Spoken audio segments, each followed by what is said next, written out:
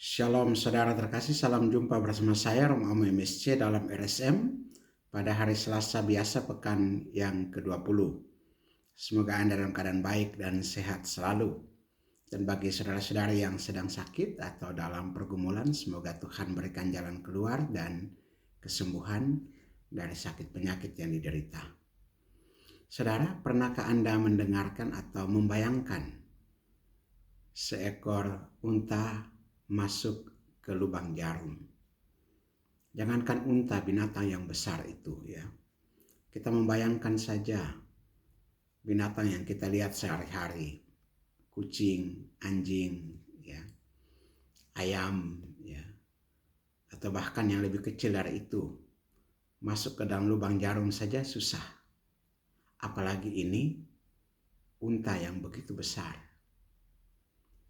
Tapi Yesus katakan hal ini kepada murid-muridnya, lebih mudah seekor unta masuk ke lubang jarum daripada seorang kaya masuk ke dalam kerajaan Allah.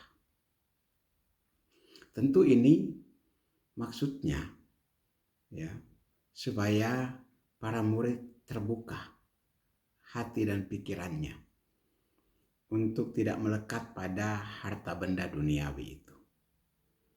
Untuk lepas bebas, supaya para murid jangan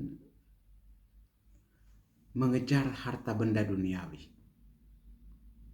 Mereka sudah meninggalkan segala sesuatu, meninggalkan pekerjaannya.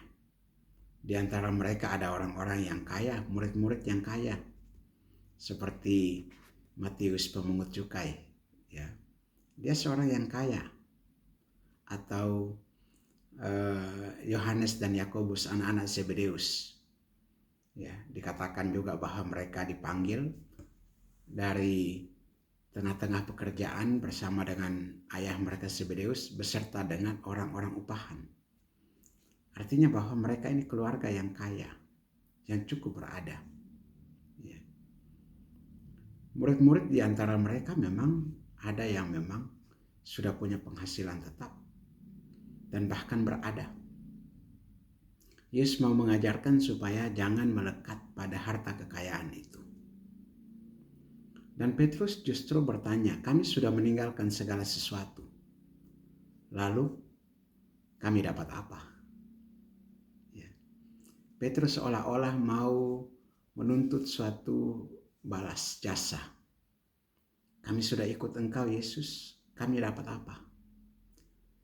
Terkadang pertanyaan ini menjadi pertanyaan sebagian orang yang mengikuti Yesus.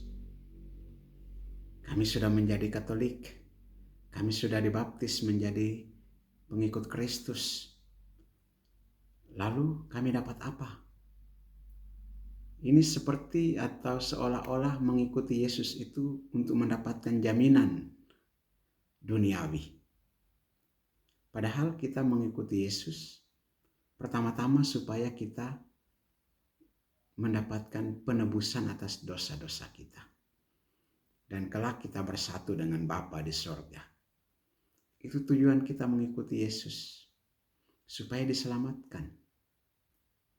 Selama kita masih berada di dunia, tentu kita juga mengalami kesulitan-kesulitan, penderitaan, tantangan, dan segala macam halangan yang lain, beban dan kesulitan itu. Salib yang kita pikul setiap hari. Dan kadang-kadang juga muncul, ini kok ternyata berat juga menjadi pengikut Yesus. Tidak ada hidup di dunia ini yang ringan. Tidak ada hidup di dunia ini yang tanpa kesulitan. Semua punya kesulitan.